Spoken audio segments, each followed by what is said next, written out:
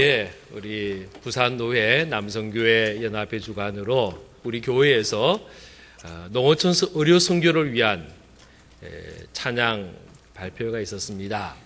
우리 부산노회에 있는 12개 교회가 참여하면서 찬양대가 와서 이곳에서 함께 찬양을 했는데 제가 들어보니 우리 교회 시온 찬양팀이 제일 잘하더라고요. 이게 그냥 제가 팔이 안으로 굽어서가 아니고 진짜 제일 잘하더라고요. 너무너무 잘해요. 어제 오신 분들은 아마 들었을 거예요. 주일날도 잘하지만은 어제 저녁에 얼마나 찬양을 잘하고 이 앞자리가 가득 차서 찬양하는 모습 보면서 제가 앉아서 참 은혜를 많이 받았습니다. 우리 하나님께서 우리 시온을 통해서 계속해서 영광 받으시고 기뻐하실 줄로 믿습니다. 우리 수고했습니다. 한번 박수 한번 하겠습니다.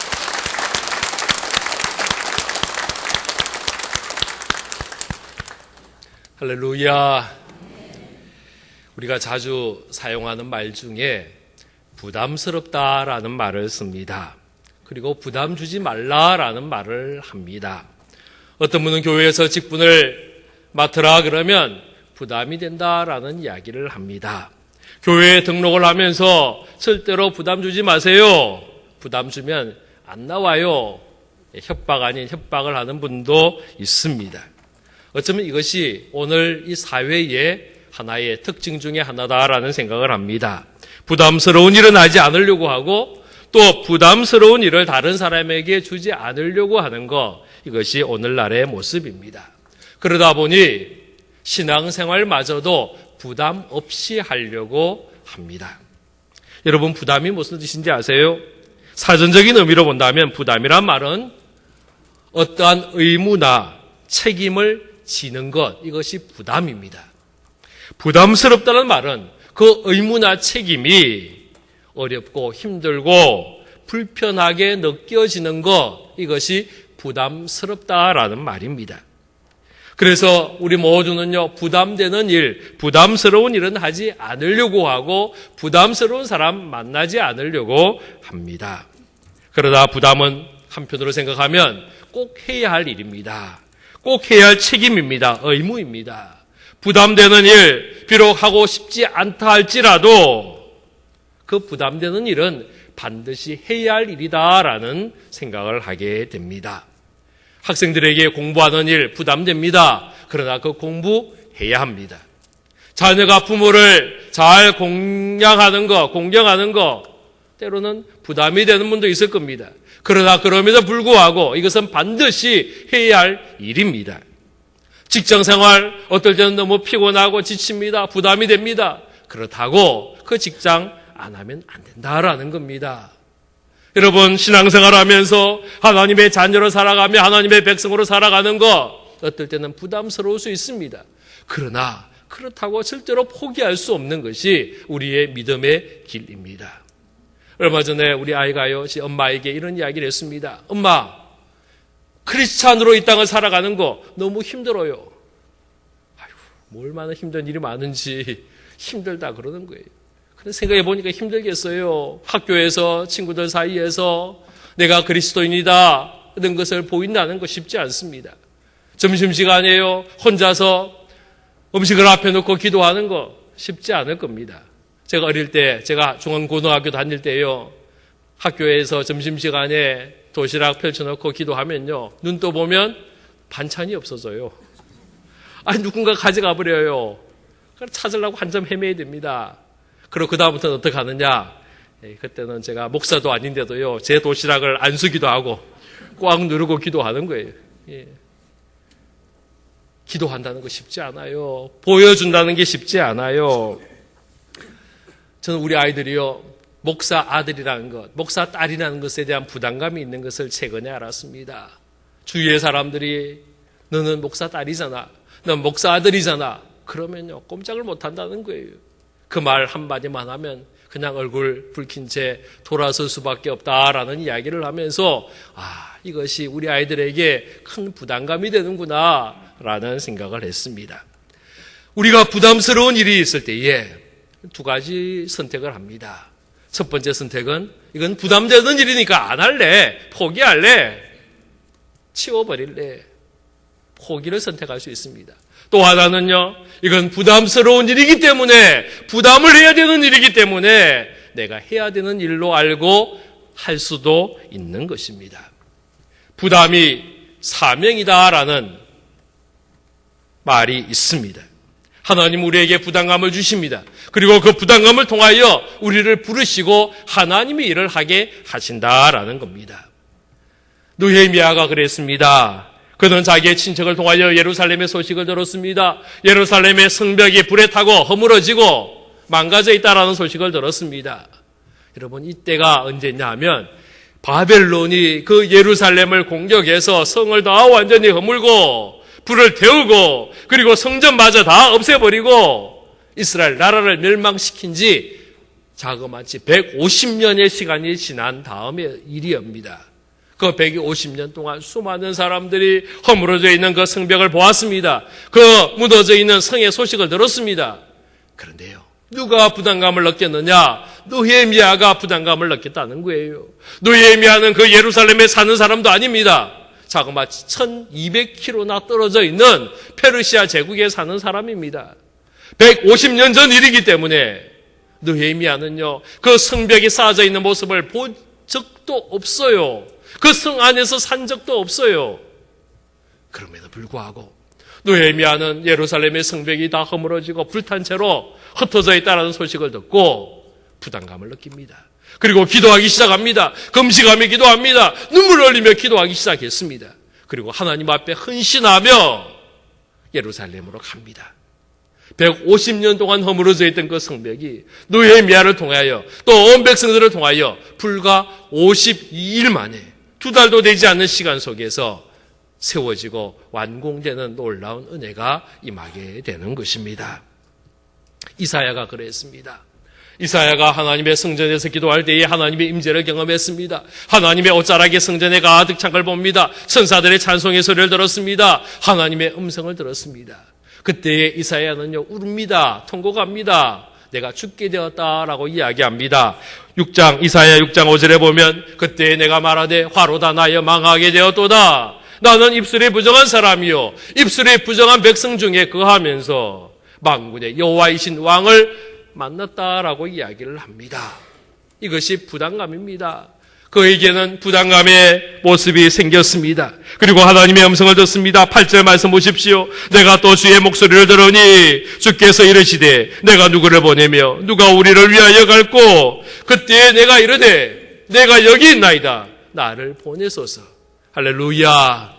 이것이 부담감입니다. 하나님의 임재를 경험하며 하나님의 음성을 들으며 하나님이 내가 누구를 보내면 누가 우리를 위하여 갈고 그 하나님의 마음을 알게 될 때에 이사야의 마음에 거룩한 부담감이 생겼습니다.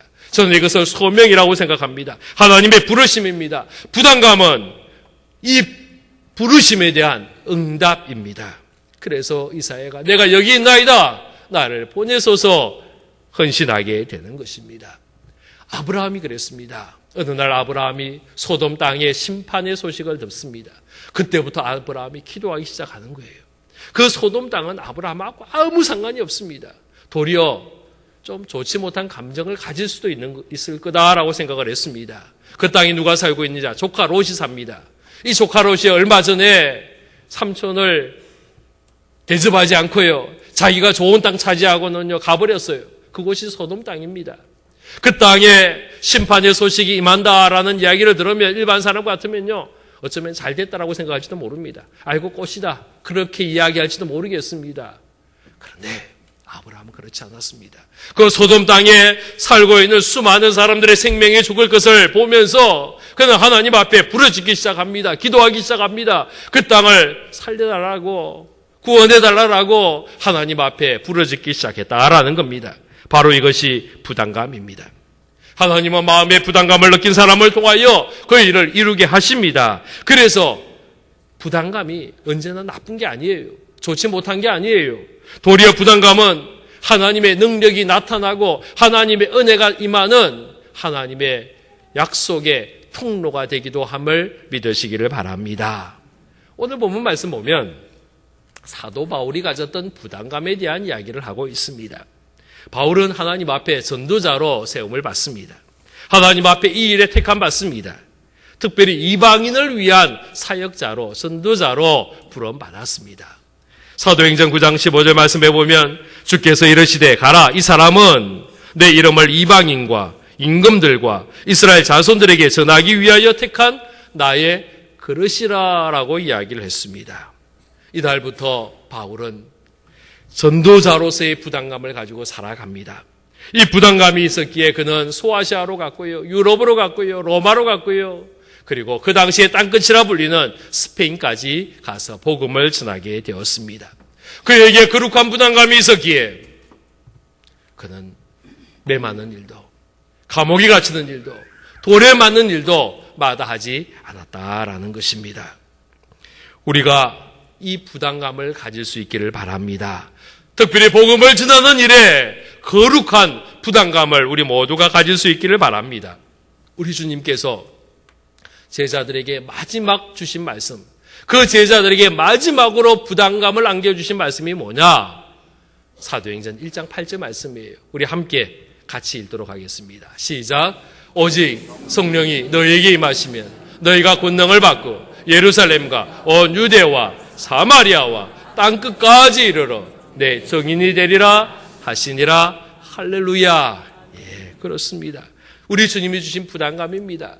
그리고 이 말씀을 들은 제자들이 그 부담감을 안고 거룩한 부담감을 가슴에 품고 예루살렘부터 시작해서 온 유대와 사마리아와 그리고 땅끝까지 이르러 주의 복음을 전한 줄로 믿으시기를 바랍니다.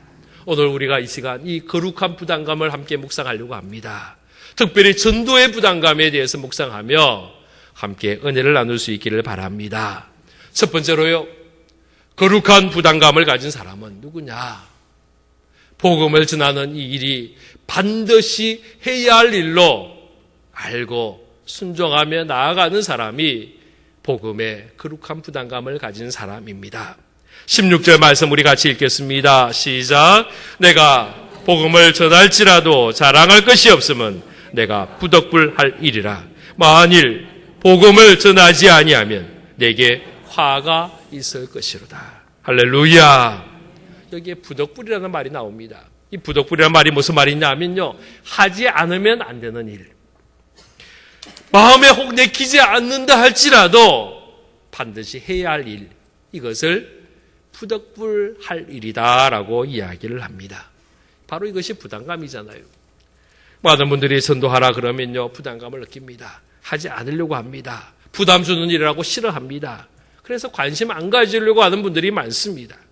바울은 이 전도하는 일이 부덕불할 일이다라는 거예요. 하지 않으면 안 될 일이라는 겁니다. 이 일은요, 마음이 내키느냐 안 내키느냐에 상관없습니다.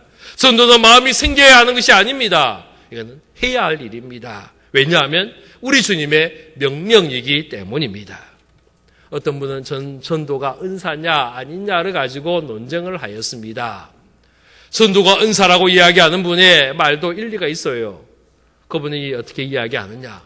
우리 주위를 살펴보면요, 전도를 잘하는 사람이 있고 못하는 사람이 있다는 거예요. 1년 내내 한 번도 예수 믿으라는 말 한마디 않고 1년을 지나가는 분도 있어요. 그런가 하면 매주마다 새로운 사람을 데리고 와서 전도하고 등록시키는 분도 있다라는 거예요. 이 모습 보면 야, 전도 잘하는 사람이 있는가 하면 못하는 사람도 있구나. 그래, 전도는 은사야 라고 이야기하는 분이 있습니다. 그런데요, 또 어떤 분들은 뭐라고 이야기하느냐? 전도는 은사가 아니다라고 이야기를 합니다. 왜 이렇게 주장하느냐? 전도가 은사라고 이야기하면 은사 받은 사람만 하기 때문이에요. 그러나 전도는 몇 사람만 하는 게 아니고 특별한 사람만 하는 것이 아니라 모든 사람이 다 해야 합니다. 그래서 전도는 은사가 아니고 명령이다라고 이야기를 합니다.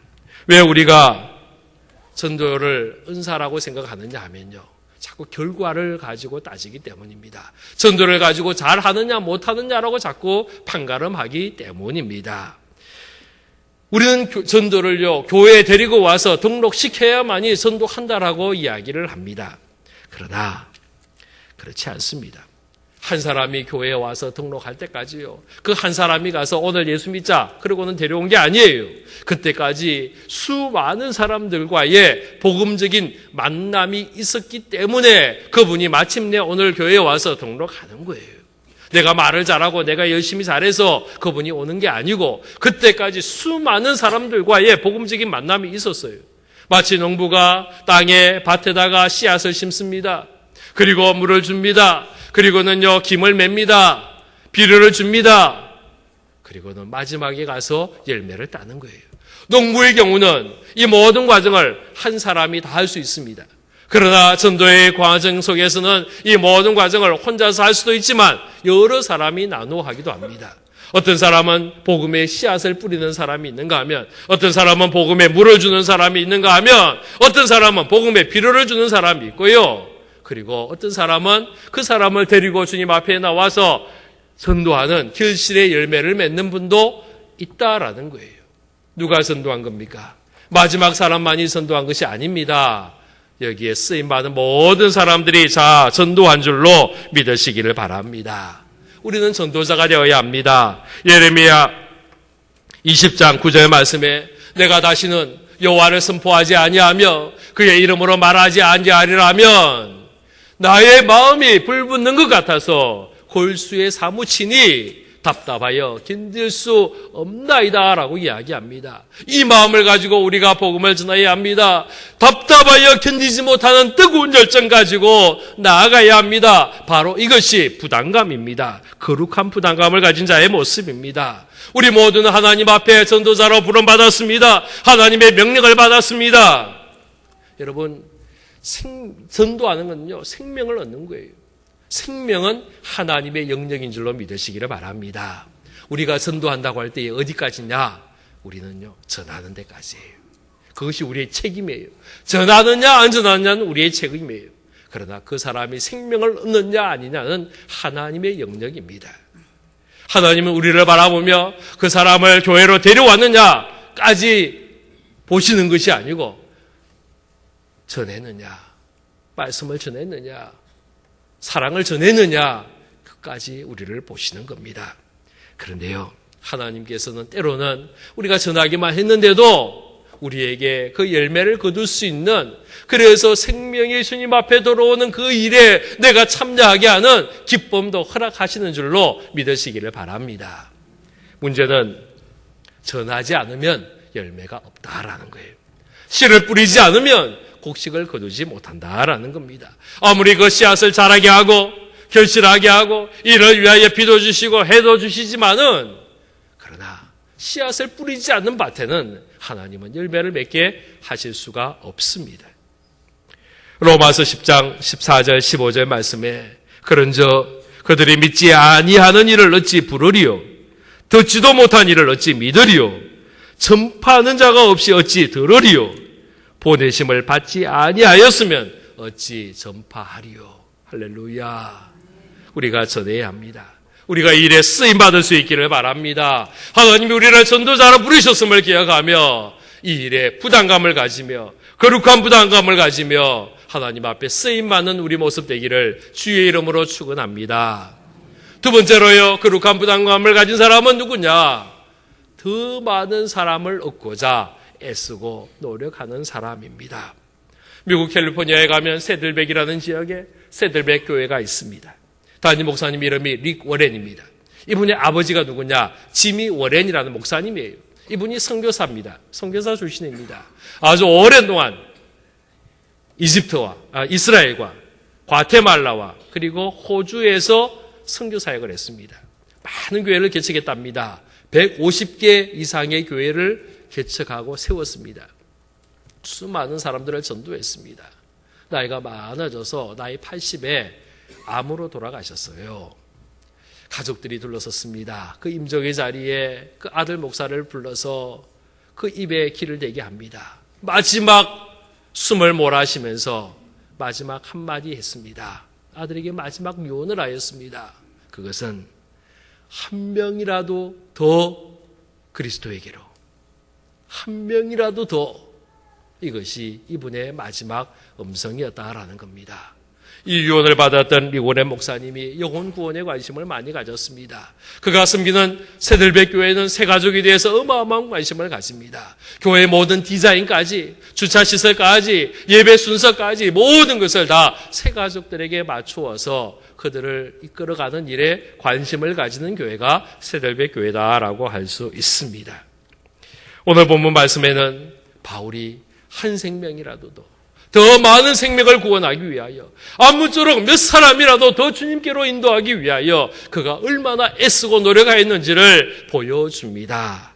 19절부터 22절까지 좀 길긴 하지만은 우리 함께 이 말씀을 읽도록 하겠습니다. 시작. 내가 모든 사람에게서 자유로우나 스스로 모든 사람에게 종이 된 것은 더 많은 사람을 얻고자 함이라.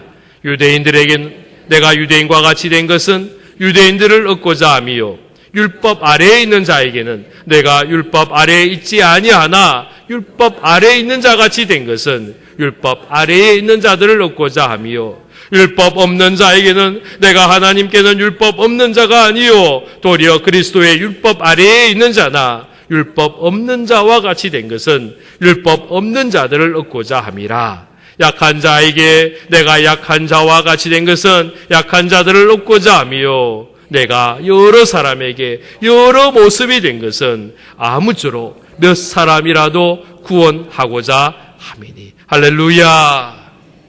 지금 바울이 종이 된 이유가 뭡니까? 바울이 유대인들에게는 유대인처럼, 율법 아래에 있는 자에게는 율법 아래에 있는 자처럼, 율법 없는 자에게는 율법 없는 자처럼, 그리고 약한 자에게는 약한 자처럼 이렇게 여러 모양으로 여러 모습으로 나타난 이유가 무엇입니까? 그것은 더 많은 생명을 아무쪼록 몇 사람이라도 주님 앞으로 인도하기를 원하는 그 거룩한 부담감에 몸부림인 줄로 믿으시기를 바랍니다. 바울이 지금 유대인과 같이 되었고, 율법 아래에 있는 자와 같이 되었고, 율법 없는 자와 같이 되었고, 그리고 약한 자와 같이 되었다라고 하면서 이것을 뭐라고 표현했느냐 하면요, 종이 되었다라는 말로 표현했습니다. 그는 이 종이라는 단어를 사용하면서 이 종의 특징, 권리 포기에 대한 이야기를 합니다.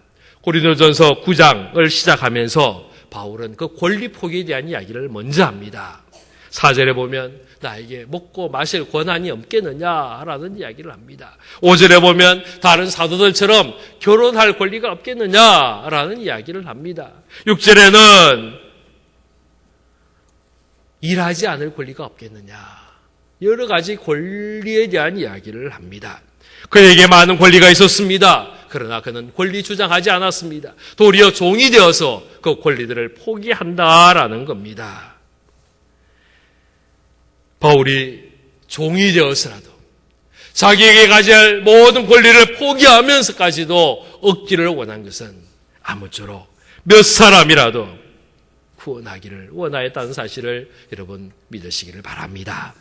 우리에게 이러한 거룩한 부담감이 있어야 합니다. 복음을 위해서, 전도를 위해서 한 사람이라도 더 구원받기 위해서는요, 우리가 포기할 것이 있어요. 손해봐야 합니다. 너무 내 것만 챙기면 안 됩니다.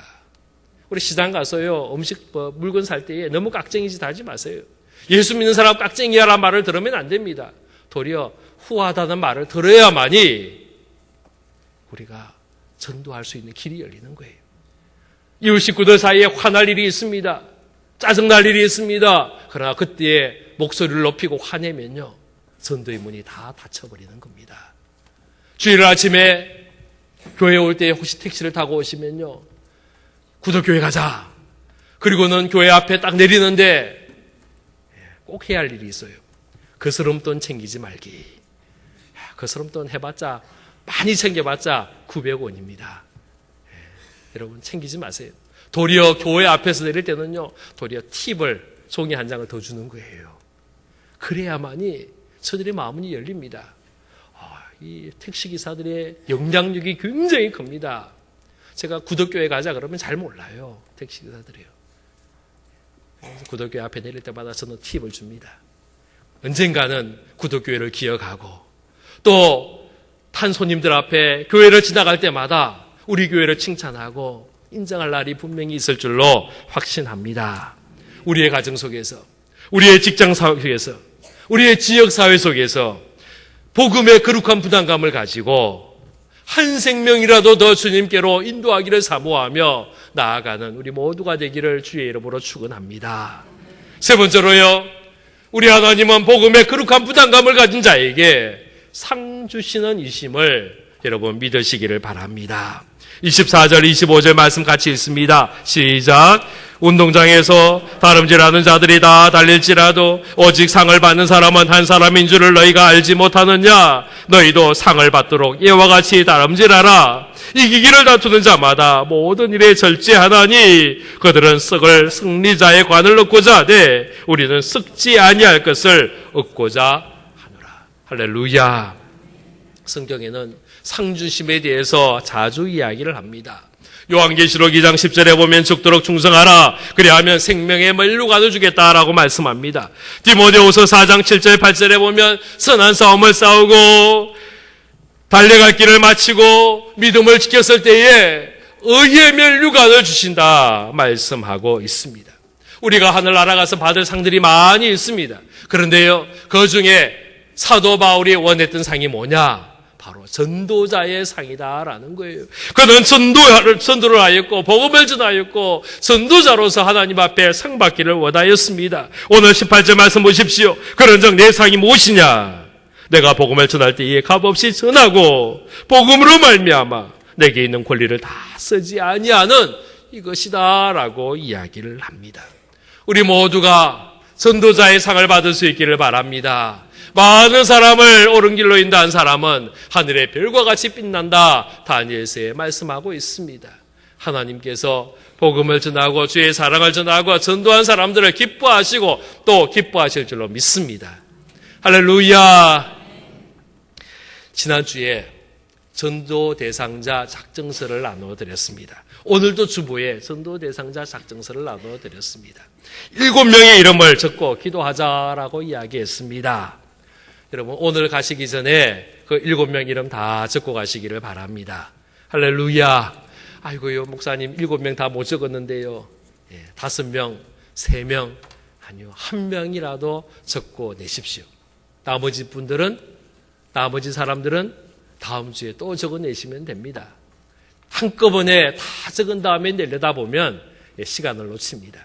여러분, 하루라도 빨리 하나님 앞에 그 이름을 내어놓고 기도하는 거예요. 7명 채우기야 되지만은 7명 다 안 채워도요. 아니 1명이라도 좋습니다. 여러분 이름을 내고 하나님 앞에 내어놓고 기도하기 시작하십시오. 하나님, 우리가 전도의 대상자의 이름을 적고요.